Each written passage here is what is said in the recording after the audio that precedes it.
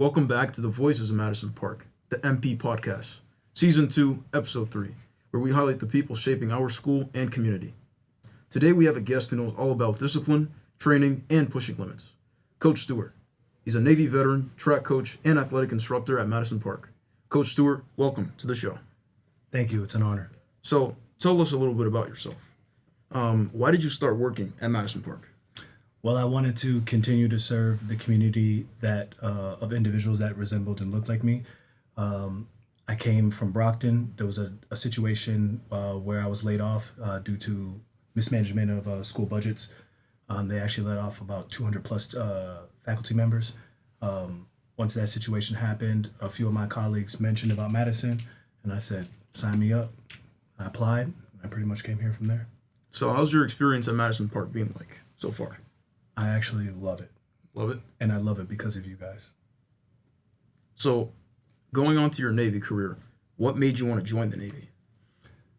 At the time in high school, about my junior year, a lot of my classmates, I was in advanced classes, so a lot of my colleagues and classmates were already applying for college and being accepted. And a little bit of part of me was slightly jealous. Yeah. And because I have that competitive nature inside me, but I knew academically I wasn't disciplined enough to really focus and do really, really great in college. So I was talking with my family, and my dad thought it was best for me to grow up a little bit more and mature. So the military was the best route for me. So, where did you grow up? I grew up in Brockton. Grew up in Brockton. How was the experience there? I love that city. You love it? Yes, I'm a boxer for life. Box for life. All right. So, how did that experience shape you, joining the Navy? Wow, that's always a great question. It was one word I can describe as revolutionary. Revolutionary? Yes. So, to add on, what was revolutionary about the Navy? Well, after boot camp, so we train in Great Lakes. So after my 8-week boot camp experience, I was transitioned to Meridian, Mississippi. By the way, don't ever go there. The place was absolutely horrible. I will never go back to Mississippi again. But after that, I think I was there for about 2-3 months. I had 3 duty stations to choose: Virginia, Japan, and Germany. And luckily I got Japan. And at the time, one of my best friends in the military referred to me by last name, so his name was Hurt.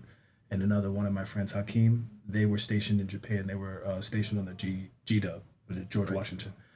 And they was like, hey, we just got stationed in Japan. And I was like, yo, I got orders there too. Yo, we about to be together. We were like super excited. So I was stationed in FA Sugi, got the orders there. I left March 2012. I was actually there a year prior before the tsunami hit in 2011. So I actually got to see a little bit of the rescue missions that were still occurring and all the radioactive materials that unfortunately crossed paths with. Yeah. So, how's the training to joining the Navy? Ooh. I know it's not easy. A lot of people try, but Yes. It's exactly what I needed. exactly what you needed. Yes. At home, my dad oftentimes drilled attention to detail, but due to my immaturity and lack of discipline and not paying attention to details, that situation oftentimes happened a lot in the military. So it really, really made me pay attention to detail. So, what were some of the things they had you do during training? So, so one of my bunkmates, Fontenot, still remember him. I was horrible at making the bed, and for our beds, we have to make them at a 45-degree angle. And my, if I can remember the name, basically my squadron leader would come with a ruler to make sure that it was exactly 45 degrees. And I remember I messed up. He grabbed the sheet, threw it across the front, do it again. And I just sat there and looked at him. I was so hot because I was like, yo, I spent so much time doing this, right? Right. But you got to do it. Fontenot came by. He's like, yo, Stu, I got you. And he helped me out. And like, that was my guy. He really helped me throughout boot camp experience. So, what was the toughest challenge you faced in the military besides boot camp? acclimating to military culture. So how's the culture there?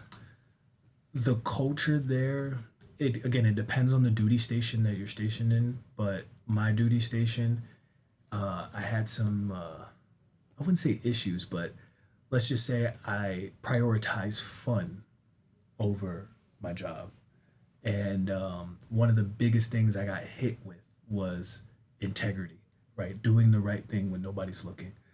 And I oftentimes did not do the right thing when nobody was looking. Tried to be a little sneaky. So what year did you get out of the Navy? So I got out, my EOS, which is end of service, was October 2015. But I officially left Japan. So I was stationed there for about 3.5 years. So I spent my whole 4 years pretty much in Japan. And my last day was July 31st. Do you have any regrets for leaving? Or do you always just feel like you want to go back? I don't have regrets of leaving because of all my experience there.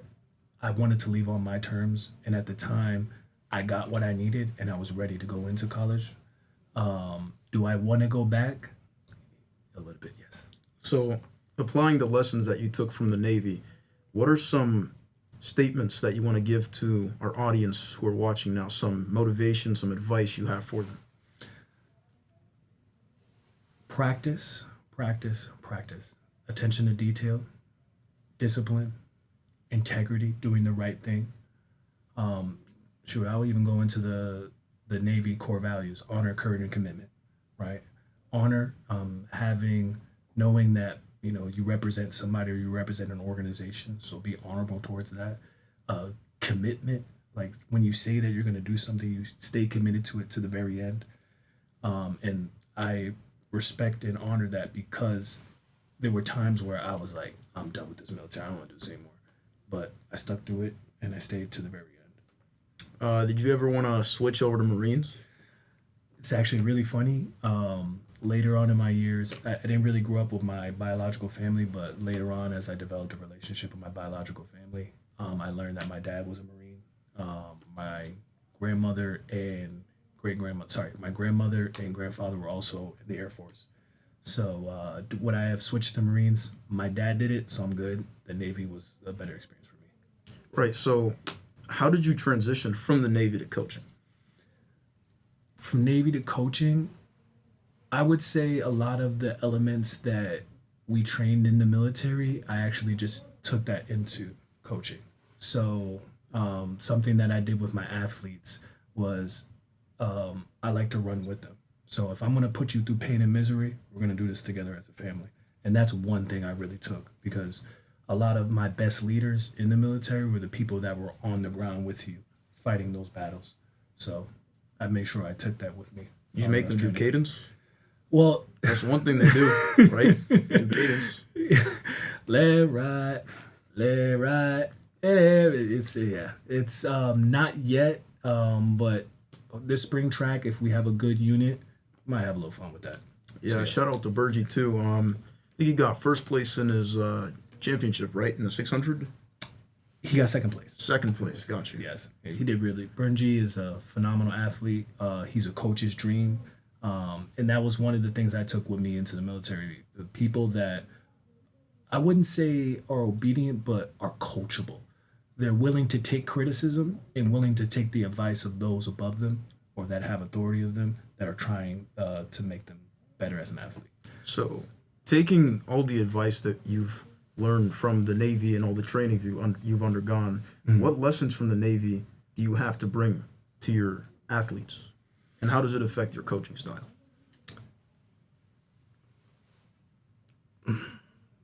The biggest thing that I've taken so far, this is my second year of coaching, I honor the students that are committed and show up every day. I'm a little bit strict sometimes. Hey, no talking back. Right. And it's not because I don't like the disobedience, but I'm in this position because I clearly know what I'm doing. So exactly. it might advise you to just shut up and listen. Exactly. Excuse my French. Also spoke to Coach Harvey. He also found that, the athletes that tend to listen more to their coaches will find themselves more successful in their sport. Yes. So Would you say that your coaching style is more of a direct coaching style or more of a creative and flexible coaching style? I would say it's an amalgamation of both. How is that?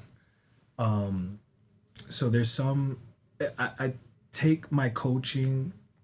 So what I do with teaching, I also do with coaching. I know that there's certain individuals you have to address in a certain way because that aggressive approach may be kind of like an allergic response, so they tend to shut down. So I might respond to them differently, but at the end of the day, my intensity is still the same. You still got to put in that work, Exactly. regardless of anything. So what's the biggest difference between military training and athletic training? I don't really think there's really much difference. It just depends on who the coach is. Typically, so like I'll take the Patriots, right? Because a lot of people know about the Patriots. A lot of people say that the Patriots training style and coaching style is very militant. I can agree on that. Like that sense of militancy, especially with football, where you're moving together as one unit, and you have to ensure that, again, just kind of like how Belichick says, you have to do your job, because if one person doesn't do their job, it can end up messing up the whole unit. So I kind of take that same philosophy. If it's one person's going down, it affects the whole team, right? So I try to take that approach. Right. So going on to one of our most important questions during this podcast is, what separates a good athlete from a great athlete? The ability to take constructive criticism is definitely one. Somebody that's coachable, somebody that's disciplined, and consistency is everything, right? A lot of us, I've been beholden to this inadequacy, but we're not consistent enough. We'll put in a lot of work. We'll go 130% one day, and then the next day we're like, okay, I'm hurting, 20%. Negative. Go back and give 100. Like I always say with my athletes, I want you to die on that front line, right? When you dying and you throwing up lets me know you put in 100%. That's If you brutal. didn't, you're messing up, Discipline. man. Wow. Go back. Is that something that they would say to you when you were in Navy boot camp? 100%. 100%. Yes. So you're taking what you got from Navy and bringing it into the coaching. Yes, actually, I'll never forget this. Petty Officer McDowell. I never forget when I met him. He came into our barracks. This is tall, muscular. This guy looked like a straight action figure. He just came in. His uniform was crisp. This guy was just sharp haircut, just perfect. Came in with that knife finger that we use in the military. Right. And was like, shit, mate, you're messing up. I looked down. Who the heck is this guy? And man, did that guy... So in the military, we do what we refer to as beatings. Beatings are just training. And Just training? it's just hard training. And we were doing mountain climbers. They stopped doing. I don't think they do mountain climbers anymore. But it was my AROC. AROC is your leader in your division. Then it was your. I think I was the AROC. I'm messing it up. But basically, first in command, second in command, and third in command. I was the third in command, and I was the one that yelled out cadence. So left, right, because I had the good voice. I can sing and kind of be in rhythm. And there was somebody in the line that was not marching on pace, and I didn't know. And McDowell comes up, Seaman Stewart, front and center, or Seaman Apprentice, front and center. I'm like, yes, Petty Officer McDowell. And of course, you have to refer to them as Petty Officer McDowell. It's like, sometimes I'd be like, AO2 McDowell. It's like, AO2, we're not friends. Correct yourself, shipmate. And I'm like, oh, sorry, Petty Officer. So I go down and I'm doing mountain climbers, and these people don't know what pain is. We were there for 45 minutes. I was sweating so much, literally there was a pool of water on the ground. Wow. And I was done. I said, yeah, I can't do this anymore. I got up. And he was like, you gonna quit? You gonna quit on your unit? I said, I can't do any. You gonna quit? Roger that, get out. And from there, I never yelled out cadence again. But that moment taught me I couldn't let my unit down. I didn't see it at the moment because I was just so, and again, I can empathize. That's why I say I'm balanced, because I can empathize with that emotional aspect where you're just so frustrated that you cannot see that your own emotional state is affecting 100%. you from seeing the clear vision. 100%. And it took some years for me to be like, yeah, he was right. So, how do you train students to develop speed and endurance? Do you have them do like weight training or? So it depends on what event the athlete's running. So for distance, I've learned to start moderate and try to be as consistent as possible. So one of the training activities that I did with my athletes, I said, yo, we're gonna run to Brigham's Hospital. Brigham's Hospital is 1.5 miles away from here. Sorry, it's about a 0.8, close to a mile. Coming back, it will be about 1.6 miles. From there, we went to 2.5 miles, to 3 miles, to 5 miles, and then 7 miles. And one of my athletes, shout out to Gigi, we ran to South Boston, and she kept up the whole time. And I said, it's not that bad, right? She was like, oh my God, I could actually do it. Mind over matter. Mind over It's matter. all in your head. Take it slow. As long as you're moving, don't walk. Just move and trust the process. And then by the end, she was doing 7 miles. She didn't even realize she was doing 7 miles. And that moment was like, that's the key. So, what's the common mistake that runners like to make that they don't realize or they want to do it? I think I wouldn't say it's the common mistake. It's just a mentality thing. Mentality. Just some people just give up, and they're not willing to put in the work. And unfortunately, you sometimes can't train that. You as an individual have to come to the realization about that, and that's unfortunately something you can't train. You can show and model, but you cannot particularly train it. Right. So, what's a fun fact about you that most people don't know? What's the Navy with clarinet? Oh yeah, so I played the clarinet. Oops, sorry. I played the clarinet, played the saxophone. So I played clarinet for about 10 years, served in the Navy. I ride a motorcycle. You do? Yeah. I did not know that. Yeah, I have an LS 650, a 2003. So yeah, I love my baby. And I always wear a helmet. For my guys that are wearing those mopeds, if I see you guys with them helmets, you're messing up. Put on a helmet. Protect your life. Because the one thing you can't get back is this beautiful thing on top of your head called your brain. Yep. Right? And actually, to that point, I used to rollerblade. And 5th grade, I don't know if you can really notice, but I hit a parked car sliding on sand. And this is back in the day where we used to sand the road. So after the winter, there was sand all over the roads. And I slipped, hit a parked car, and slid about 60 meters. I messed up my face. Brutal. And you know what's funny? I didn't still wear a helmet after that. What? That's what happens when you're a kid. You just don't think about those things. And then, I mean, I'm confident enough now where I was like, I don't still need to wear a helmet. It's not cool, but I'll put on a helmet now for sure. So, what was your dream job as a kid? It has to be something involving a helmet. Construction. I would actually say I always looked up to my father. I saw how my father had a media company. Oh, he did. And he had a company called Invent Media, and I actually still remember this to this day. And I told him, hey, when I get older, I'm gonna take your company name, I'm gonna make it big. Right. Ridiculous what kids say. So my idea was to be my own business person, but surprisingly, I actually grew just maybe because of the people that affected my life in teaching and giving me the skills to be a productive individual in all aspects. Like I'm not saying this in a cocky or malignant manner, but I'm so confident that I can dive into any field and flourish simply because it's all about your core values. Right. So, what's one hobby or skill you've always wanted to learn? It's actually funny. I was just telling somebody, I always want to fly. Fly. And the reason why is even though I travel a lot, I'm actually going to be going to Tokyo in about a couple of months. I'm terrified of flying. I don't know why. Well, actually, I do know why. I'm the paranoia of just the worst case scenario happening, and I'm just like, I didn't let my family know. Oh God, I don't want to be in that situation. Right. So, what's one piece of advice you can share with the listeners watching right now? listen to the adults around you.